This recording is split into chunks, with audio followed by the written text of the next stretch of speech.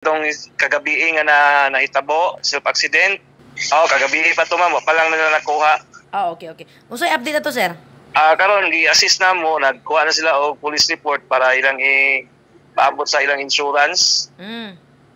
So far wala man po no injured adto. Din katong sakyanan ray medyo na damage. May ilang gina-work out ron sa dili man gikan to nagkuha police report ang mga himpungdan. Unsa man ito ang panghitabuas sir nga nahulog man sila sa tulay?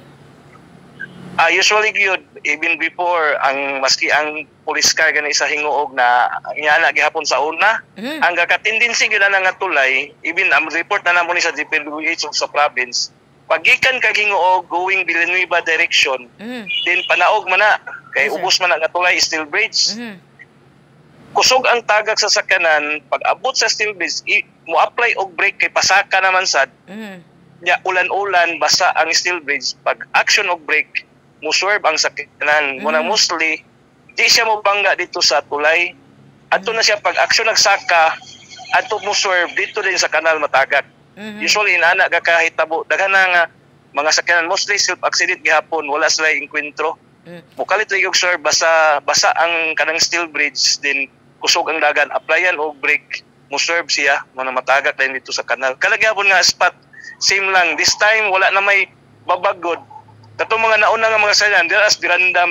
mapilit karon kay nawala naman to man napulihan tong steel barrier mostly kakatagak na dito sa kanal ang uban mulahos na gyud dito sa ubos sa tulay mo na kasalan tendency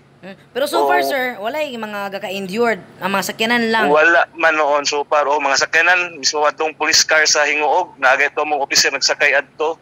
officer sa Hinguog City Police Office murag 2 years ago di naman po maun sa mga pasahero sa sulod ang sakyanan lang gyud kay murag dadon dito sa daplin ba kay muswerb manggod siya kanang murag musayaw ba basta mabrikan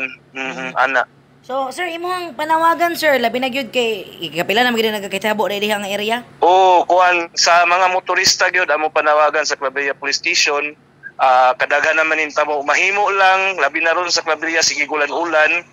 ang atong dagan pagpadagan sa atong mga sakyanan kung mahimo ato makontrola nya di ta magkumpiyansa labi na og first time tagabiyahe din sa Claveria sa Route 955 kay nay duha ka steel bridge wherein pag mag-ulan mag-miss dangog so kung mahimo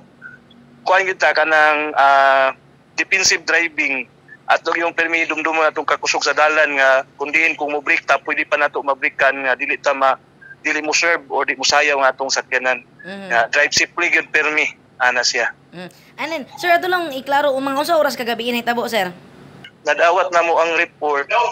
kay distansya man siya alas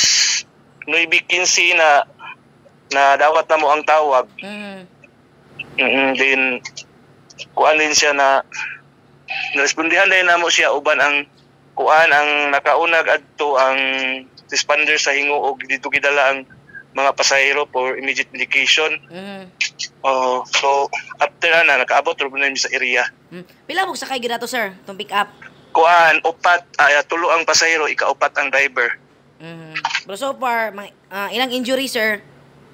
mga minor naman wala may ingon critical sir na ba na kanang specific gyud nga location kanang ikaduhang steel bridge kung asa sila nahulog sir kuan kaning kung going ka Villanueva direction before sa Apo Vista nga landmark diha na dira ang tulay din ikaduha katuling sa Magbais before ka moabot og Julius Cafe mo na sila ang mga landmark nga burag duluol so kung going ka Villanueva mo na ang mga tulay so kung going po ka Hinguog after ka makalabay sa Julius Cafe sunod ka tulay nimo maagi na steel bridge dira then pag mula po sa puka going ka Hinguog mula po kag Apo Vista burag farm resort sunod ana nga tulay mo gyapon steel bridge siya salamat gyud sir